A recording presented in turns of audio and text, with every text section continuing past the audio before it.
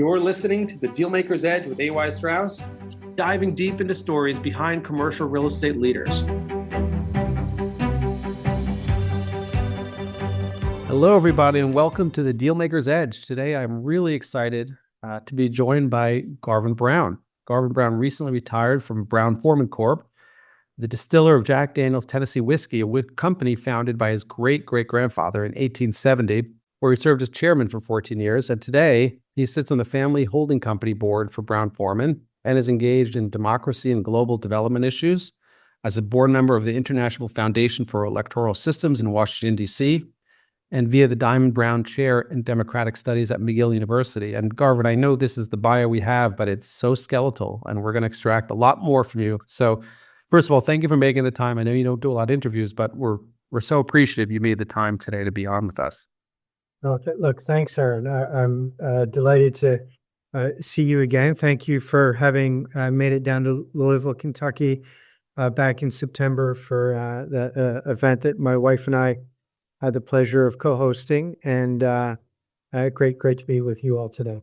No, terrific and amazing. And you're very unique, as we were talking about before, you're very uniquely qualified to talk about several topics. Maybe just to get the conversation going, we could talk about kind of the early arc of your upbringing, which I know is a little bit unique, and then you're starting in the company business and so on and so forth. And even just to put things in perspective, it's incredibly rare to have someone like you have been recently in the helm of a company for that long in the family. So there's a lot of dynamics we'll uncover, but maybe you could take us back to, the beginning days and your sort of career arc.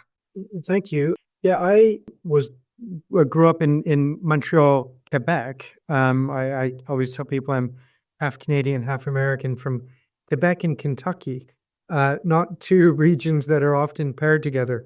But my mother's Canadian from Montreal, which accounts for my accent.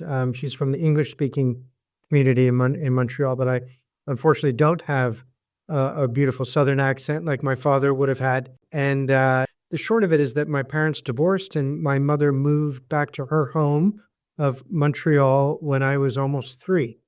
And my brother Campbell was almost 5. And I lived in Canada until I was about 25. And I went to a boarding school in the U.S. I spent summers visiting Kentucky, staying at my grandmother's farm outside Louisville. I went to McGill University for undergrad in Montreal, where I met my wife, Stephanie Diamond, from Toronto. And then she and I ended up in Vancouver for a little while. I did a master's in political science. She was at law school. And then I moved on to New York. And she eventually joined, and we got married in 96. And kind of the rest is history. I joined Brown-Forman Corporation in New York in April 96 as a wine salesman. And in Metro New York, I was selling our Italian wine portfolio, Bolla, Pinot Grigio, Bolla Suave. You may remember, anyone who's older on this podcast might remember those brands from the Northeast, and Fetzer Vineyards and some others. And so I was calling on liquor stores in Queens and Brooklyn and Nassau County for a couple of years.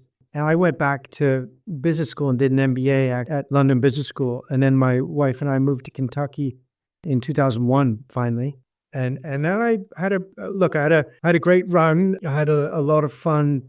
I had the privilege of working at Brown-Forman in a corporate capacity, thanks to the trust that the board put in me and that some of my older relatives did. And they took a risk on a guy called Paul Varga, our first non-family CEO, and yours truly.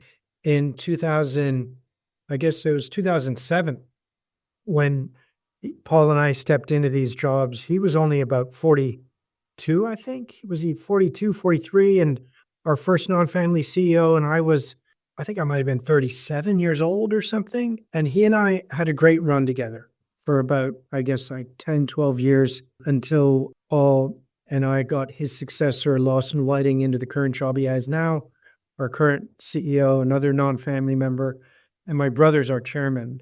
And he's announced that our first cousin, Marshall Farr, is going to step in as chairman next summer. So Campbell and I, 2 kids raised in Montreal by their mother, ended up heading south and enjoying a wonderful time at Brown-Forman Corporation. 2006, I believe, was when you joined the board, and it was Yes. a planned transition between the fourth and fifth generations of the Brown family.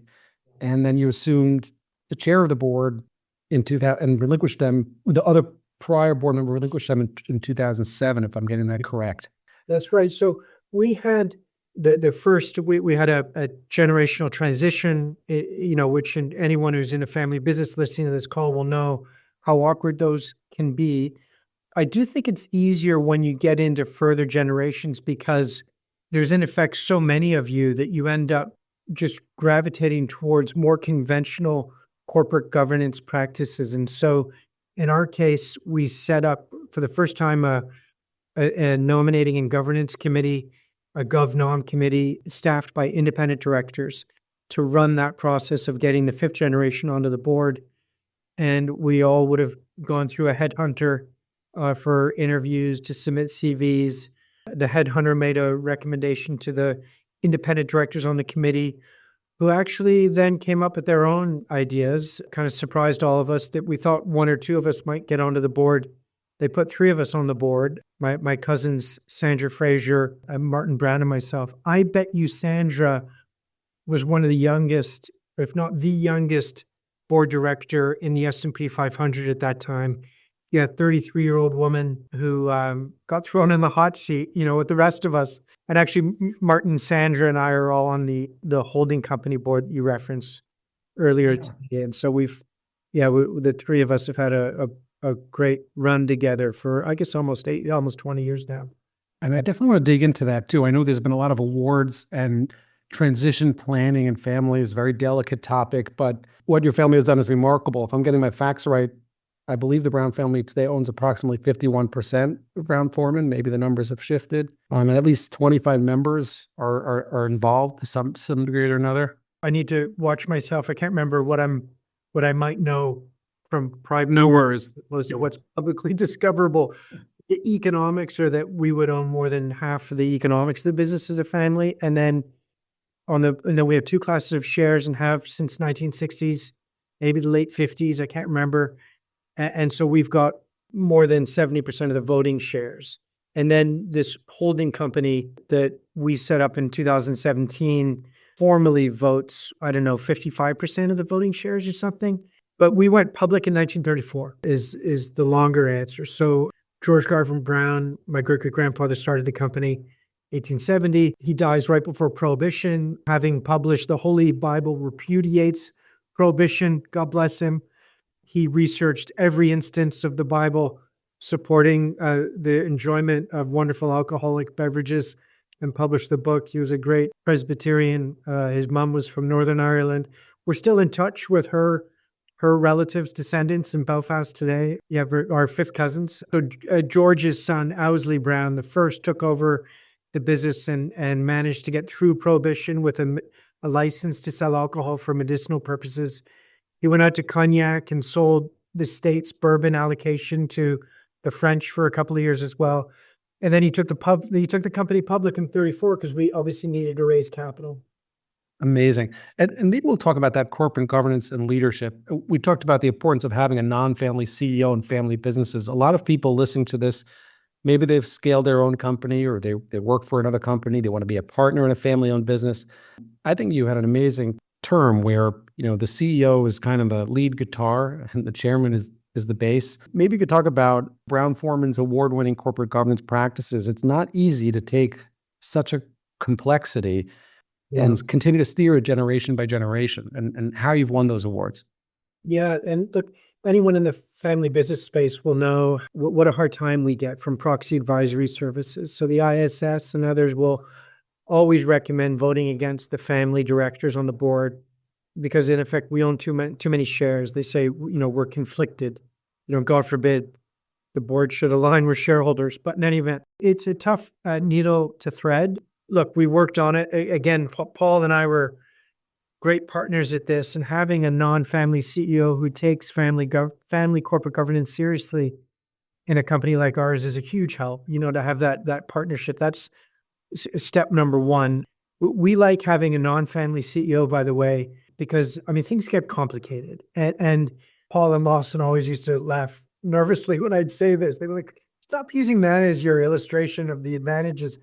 But at the end of the day, it's much easier to part ways with a non-family CEO than it is with a family member. And so if you 100%. can get all the drama out of, look, for lack of better words, firing a family member by having a non-family CEO in there, I think that the family shareholders will just sleep better at night, and so will the board. And then you can just get back to running the business rather than dealing with all the, own goals, as the Brits would say, or all the drama of look, you'll never lose all the drama, but you'll lose a lot of the drama if you've got a non-family CEO. And then, look, we worked hard at then, governing the family in such a way so that we could get all the benefits of a family company, family culture, commitment to the long term, hopefully having a corporate culture that where all the employees felt like they were a part of a family. All those things one would hope you could get from a family business. And we set up a family committee, as a sort of a communications mechanism halfway between being a shareholder and being a board member. We've got 5 or 6 other different entities in what we call our governance ecosystem to help the company communicate with the family, to engage the family at the right altitude, at the right volume, in a really constructive and productive way. And look, Kellogg and IMD in Europe have been very kind to give us awards for that work. And look, it's been a hell of a journey on that path, and it's still evolving. The 6th generation of the family right now, a lot of them are volunteering to join what we're calling a next gen committee. They were actually just at Woodford Reserve, one of our brands. They were at our distillery in Woodford County this October. I think 18 of them or something rallied around thanks to 2 or 3 members of the family who work at the company. We have 2 6th-gen members working at the business right now, and then another member of our 5th gen who's younger than I am, who's run sales in the U.S. So yeah, he's helped organize that work. And getting all those kids, I mean, they're, young adults, engaged in their own way has been a help too. An example of how the 6th gen will go out and improve our family governance is that they are now looking at rewriting the family constitution that we wrote in the year 2007, 8, 9, and they want to refresh it. And I think that there's so much more value to be had from their engagement in writing the Constitution than there is from what we may have written 15 years ago. It's critical to keep each generation engaged and excited so that they feel a sense of ownership, not just collecting the dividends. I'm delighted to say we've, paid every quarter for like 80 years, and we've increased every year for 41 years. The dividends aren't good enough. They need to actually engage with the power of their pen and their presence. Well said. Make it all work. Yeah, those consistent increases in dividends over many years, very rare to be able to do that on that consistent level that the company has, sort of balancing the P&L with the family business dynamics, like we talked about, navigating the proverbial family barbecue. That's a master class right there. That's a master class. Many companies don't survive 1st gen or 2nd gen, but whatever the family is doing collectively and hanging together and establishing best practices, you could probably write books on it, frankly, and really teach a lot of people on the topic. All the family governance work that we've done, when I present it, I always preface by saying, look, everything I'm about to present might be irrelevant to the Brown-Forman's longevity and the engagement of the family. Maybe the only thing that's kept us going is the dividend. And as I said, we're a dividend aristocrat. We pay a quarterly dividend. The dividend yield's not extraordinarily high because we want to invest internally in the business, but it's consistent. And I think that that's also a good way for the Brown family to be, and for our board to honor its fiduciary duty to all shareholders. Because some families will end up treating the business like their own personal hobby and actually not fulfill their duties to non-family shareholders. And I think that keeping the discipline around that dividend is part of our contract with the public markets. Well said. I think we'd be remiss in this interview to not also talk a little bit about marketing. I mean, as somebody who literally has marketing in your blood and brand building in your blood for generations, we've talked about the fact that sometimes laser focusing on key brands and not to get distracted or becoming, frankly, unemotional around brands that have tested time.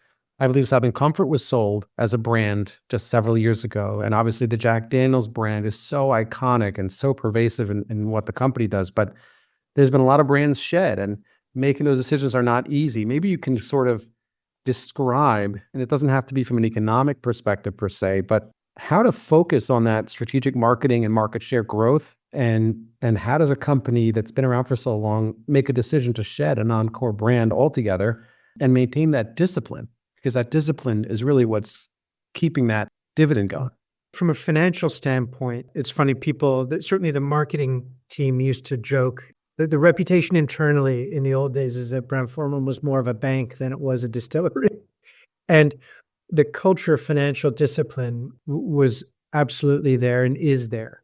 Our finance function is one that we take really seriously. And anyone who creates a product over the course of 4 years at minimum would understand that. And in our case, every bottle of Jack on every shelf that you see, we took 4 years to make that single bottle because of the aging process in that new American oak sitting in the hills of Moore County outside Lynchburg, waiting for the humidity of Tennessee to bring that to age. And that is a patient process. And anyone, who doesn't have at least a 4-year time frame would struggle with that. And so when you're putting money up in barrels and in warehouses for 4 years, boy, you better know what you're doing financially. And so, and I'll credit again, I think that the combination of our financial wherewithal and having a non-family CEO come along and pick at what the family might get sentimental about has been helpful. And so we actually have sold every single brand we've ever acquired except for Jack Daniels. Wow. And so Southern Comfort, Early Times, Candy and Mist, a bunch of brands that people outside the industry wouldn't be familiar with, we've sold. Well, we sold Finlandia vodka recently. Its largest market was Russia. And after the invasion of Ukraine, suffice to say, that was not an appealing brand for us anymore. So our financial discipline, the internal rate of return, all the classic ROIC metrics has kept us sharp on that. The only other brands we continue to hold in addition to Jack over time, Old Forester, our founding brand from 1870, and then Woodford Reserve, which we created in 1996. Owsley Brown, the sec, kicks it off in 96. So yes, we've had a financial discipline to manage our balance sheet well, and anyone in the aged inventory business has to have that. On a marketing standpoint, I think that spirits brands do remarkably well in the hands of families, of multi-generational businesses. These brands aren't created overnight. They do take patience. And in particular, if you're from that region, if your family is not, I know I'm an exception because I've got sort of a Canadian accent and was raised in Montreal. But as I used to say at Brown-Forman, I don't care, who you are, where you're from. When you join this company, you're a distiller, you're from Kentucky, and you're here to stay. And I think that if you're from the region, that the odds are that you'll do pretty well managing a brand like Jack Daniel's Tennessee Whiskey. And obviously it's from Tennessee and not Kentucky, but though that the bourbon belt, as we call it, Kentucky and Tennessee, is a region that where stories are told and traditions passed on. And I think we've done a good job of letting the values of Lynchburg, Tennessee, and of that brand show themselves to the world. I'm calling in right now from London, England. I was taking the tube last week and stood on the platform looking across at a beautiful ad of a Christmas tree built from barrels that stands in the town square of Lynchburg, Tennessee. And the copy sounded like I was listening to someone speak from that town square there at Oxford Circus, waiting for the Central Line to get back to Notting Hill. And so I think we've done a good job of communicating those values outside the United States. We've also not been gun shy about when to innovate. And so doing something contrary to one's like Kentucky and Tennessee instincts, like coming out with Tennessee honey or, Tennessee fire, Tennessee apple, these line extensions, putting Jack Daniels with Coca-Cola in a can like we've done now. I remember the battles in the boardroom over whether we should admit that consumers mixed it with Coca-Cola. It took us 8 or 9 years to finally admit it to ourselves. But when you finally go meet consumers where they are, they respond well to the electricity and the energy of that encounter. And so I think we're striking the right balance between our home place and the consumer's home place. Well said. Really sounds like threading a needle. Those conversations must have been very dynamic, to say the least. But fantastic to get a little glimpse into some of those nuances that touch all these elements we're describing. I mean, you have a lot going on, and we could take this conversation, maybe focus more on philanthropy. I know we've talked a little bit about almost mental health. You're a man who's been part of a lot, historically, and has juggled a lot of responsibilities. I know people listening to this are aspiring success stories in and of themselves. And we call it the Dealmakers Edge because it's hard to get through life and juggle all these responsibilities. Maybe you could describe just briefly how you remain focused, almost the mental aspect of it. It sounds easy to just do what you're doing and have done, but how you kind of navigate the stressful parts of it. The most stressful part of Brown-Forman for me has always been navigating the Venn diagram where meritocracy overlaps with family and having to thread that needle and have awkward conversations along the way. And I distinctly remember, I guess it was probably about 10 years ago, I started to get, I think what are described as panic attacks. And, thinking about how to navigate different situations in the boardroom. I think I almost blacked out driving alone on the highway once from a panic attack as I was noodling on the branches of the decision tree and how to go down each branch. I was lucky enough to find an executive coach, a guy called Peter Danby through London Business School. And he's an ex-British Army, ex-rugby player, cricket player, but also very, let's say, adept in the world of martial arts and meditation and so on.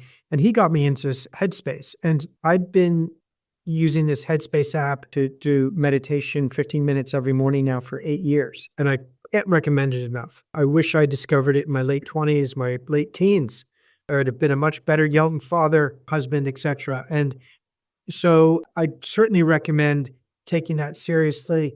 I'm not a very spiritual person. I'm a lapsed Catholic married to a Jewish woman with kids who, celebrate Passover and Christmas. So that's the extent of my religiosity.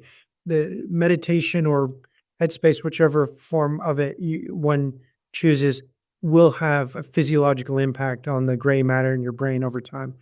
And the other thing I've found that also manage my own stress and my own productivity is, again, it was advice from Paul Varga when I got going in things and suddenly found that I had a staff to help me.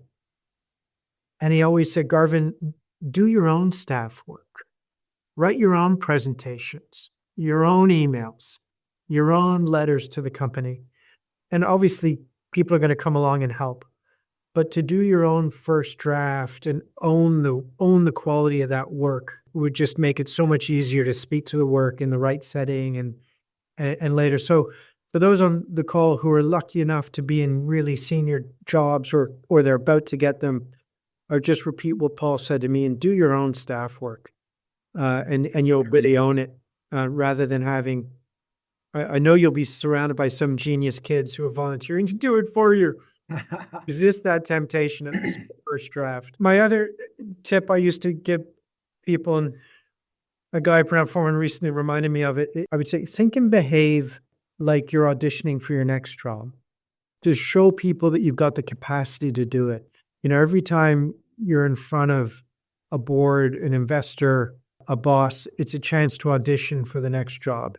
And the trick is to, while you're doing those auditions, is to nail your current job. And then if you bear with me, when I had the pleasure of introducing Lawson Whiting as our new CEO at a meeting at Brown-Forman, 6-7 years ago, I described the how, the word trust, and how, as a family, how to trust a CEO. And I think the definition of trust, and this is what we'd all try and build with our stakeholders, our shareholders. Number one is obviously it's sincerity. Like, does someone sincerely believe what they're saying? Number two is the ability to deliver on that sincerity, like, i.e., can you actually do what you said you're going to do? And then finally, can you do that repeatedly? And if you can deliver repeatedly on a sincere thought with good actions, then guess what? People will trust you. And certainly that's what I was articulating, that I'd seen in and seen with Blossom Lighting and before him, Paul. And so I think, anyway, that if I had some tips, it's kind of do your own staff work, know how to build trust, and take care of yourself with something like Headspace. I got to tell you, that was profound, Garvin. We talked to a lot of CEOs and owners, investors, and I think you just nailed it. It's hard to articulate that. People throw terms like trust around, and it's hard also to make ourselves vulnerable in the fact that people just assume someone very successful is almost carefree or nonchalant, but it's to the extent of the responsibility comes the pressure, and it needs an outlet, and it needs a thoughtful person to articulate it. So I want to thank you for that. Personally, it means a lot to me and also to folks listening. I also just want to touch on you're involved in a ton of different philanthropic and also sustainability initiatives. I know you're the founder of the Dendry Fund, which focuses on the sustainability of wood, water, and grain, the contributions to inner city schools to the Brown-Forman Foundation, the creation of the Bourbon Caucus to protect the bourbon industry in Kentucky and Tennessee. And I know there's countless others. So we can't possibly talk about all of them, and also all the volunteer work you've done. And, you're involved in a McGill or the Maxwell School of Public Policy. So maybe we could just kind of pick one of those that you're passionate about. We could talk about you've kind of juggled a lot, but at a certain point, you had to make a transition to say, more of my time is going to be just given back generally. And how do you pick where to spend the time in philanthropy, and what are some of those passions? Like, I'm lucky that it was actually Brown-Forman started Dendra Fund after the sale of Bonterra wines, which had been made with organic grapes. And Paul Varga had the idea of using a small amount of cash from that sale to start a sustainability foundation called Dendra Fund, which today focuses on wood, water, and grains in the bourbon belt, white oak initiative, because we're worried in 80 years we're not going to have enough white oak to make barrels, rye grains, which are great for soil health in our region, and also a key ingredient in our products. And then obviously the quality of water, which our limestone water source is critical to bourbon. What's so nice is that all those initiatives, White Oak Initiative, the Rye Initiative, have a bipartisan appeal across the aisle in the states of Kentucky and Tennessee. And I'm just delighted to report that, thanks to the work of Dendra Fund and others, that a bourbon caucus has been created in Washington with Democrats and Republicans coming together on these issues around sustainability for the bourbon belt. And I'm a director on that board, and it's been a fun way for me to stay in touch with the region, with Brown-Forman, my cousins in retirement, and grateful for it. And then I love McGill University as a proxy for a way to stay in touch with my hometown of Montreal, a city to which I owe so much, and for which I have so much heart. Where I met my wife, my daughter's at McGill right now in her fourth year university. And so I'm delighted to stay in touch with McGill via that democracy chair. And then more recently, I mentioned earlier that my wife was Jewish. More recently, since the horrific attacks on civilians in Israel on October 7th, 2023, I've pivoted some of our own charitable giving in coordination with my wife to Jewish philanthropy. And I've actually, if there's any silver lining out of that day, and we're probably far too close to it to know what that silver lining can possibly be. But in my nuclear family, I'm delighted to say that the Jewish culture and religion has blossomed in a way that it wouldn't have beforehand. And so my wife and I are enjoying a new life together in the Jewish community. which I hope to be able to report back on a few years from now that we've helped make good progress, helping that community flourish in North America and other places, and doing what we can to fight what has been an unforeseen spike, seemingly in anti-Semitism. Not seemingly, it is a spike in anti-Semitism that's taken all of us aback. So between the new initiatives with my wife and ongoing love for Montreal and McGill University, and then being able to work with my family on things like Danger Fund, I consider myself really lucky post my normal corporate life to be able to have all these interests and to have the ability to engage financially and also with my time. And I lost my dad when I was 42. He was 67 years old. I'm 55, and my dad's dad died at 56, maybe he was 57. And so you have to make hay while you can. And I think I've done what I can in corporate life. And so being able to use my skills and financial resources, hopefully more than 12 years, hopefully I can help different communities in the next 12 years and beyond. Amazing. Well, Garvin, you've certainly made a lot of proverbial hay to date, and even just taking the time for this call and sharing a lot of insights that most people wouldn't ever be able to obtain. It's been fantastic. And I think that really represents where you are in life, that giving back and that energy you have. And I'm really thankful to have met you, really thankful for you have taken the time today. And I'm really excited to continue to watch all the great things you're going to continue to do and lead in your own way. And with that, I guess we'll wrap here. But again, I really want to thank you. It's been a fantastic conversation. Really, I learned a lot. Thank you so much, Aaron. No, it's been a real treat to chat with you today. I'm honored to be with you, and I'm grateful for the time. Thank you for joining the Dealmakers Edge. Don't forget to follow us on your favorite podcast platform. Give us a 5-star rating so more people can follow the conversation.